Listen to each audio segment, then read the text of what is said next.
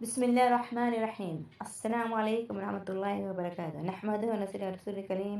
شیطان کے دوست اور دشمن کون ہیں جانیں گے۔ ایک دفعہ اللہ نے شیطان کو حکم دیا کہ ہمارے رسول اللہ علیہ وسلم کے پاس جا اور ان کی باتوں کا جواب دے۔ شیطان آپ کو ملا اور کہا خدا نے مجھ کو آپ کے پاس بھیجا ہے۔ آپ نے فرمایا کہ ہم مسلمانوں میں کون لوگ تیرے دوست ہیں اور کون دشمن ہیں؟ کہا 15 قسم کے لوگ میرے دشمن ہیں۔ تو سب سے بڑے دشمن تم ہو، اور دوسرا اور بادشاہ انصاف کرنے والا، اور اس میں اہل ریاست اور سب آ گئے۔ تیسرا وہ مالدار جو اپنوں کو اوروں سے چھوٹا سمجھے۔ چوتھا جو آدمی تجارت کرتا ہو اور سچ بولتا ہو۔ پانچواں وہ عالم اور جو نمازی جو خدا سے ڈرتا ہو۔ چھٹا وہ آدمی جو لوگوں کی دین کو باتیں سکھلاتا ہو۔ ساتواں وہ آدمی جو لوگوں پر رحم کرتا ہو۔ آٹھواں جو آدمی کے خدا کے سامنے توبہ کرتا ہو۔ نواں جو حلال کھاتا ہو اور حرام کمائی سے بچتا ہو۔ 10 جو پیشہ وغیرہ کی ناپاکی سے بچتا ہو اور پاک صاف رہتا ہو۔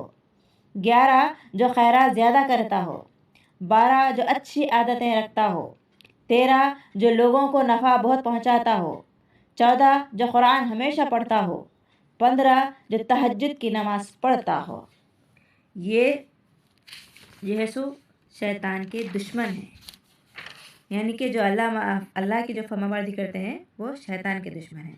آپ 10 قسم کے لوگ میرے دوست ہیں، وہ کون ہیں دیکھیں گے۔ وہ میرے ہیں اور میں ان کا ہوں۔ پہلا بادشاہ ظالم جو لوگوں پر ظلم کرے اور اسی میں اہل ریاست اور سب حاکم آ گئے۔ دوسرا وہ مالدار مسلمان جو اپنے کو بڑا سمجھتا ہے۔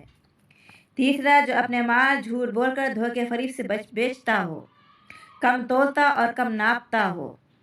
چوتھا جو شراب پیتا ہو۔ پانچواں غیبت چغلی کرتا ہو۔ چھٹواں جو نیک کاموں سے دکھاوا کرتا ہو۔ ساتواں جو یتیموں کا مال کھاتا ہو۔ آٹھواں ہمیشہ وقت پر نماز نہ پڑھتا ہو۔ نواں جو زکوٰۃ ادا نہ کرتا ہو۔ 10واں جو دنیا کی حرص زیادہ کرتا ہو۔ بس اے محمد صلی اللہ علیہ وسلم یہ لوگ میرے پیارے ہیں اور بڑے درجے کے دوست ہیں، یہ کہہ کر شیطان نافرمان بھاگ نکلا۔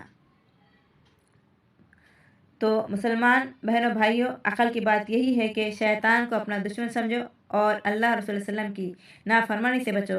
کوئی برا کام نہ کرو کہ شیطان کے دوست بن جائے۔ اللہ تعالی ہمیں دین میں دینی فہم عطا فرمائے، علم کے ساتھ عمل کرنے کی توفیق عطا فرمائے۔ آمین ثم آمین۔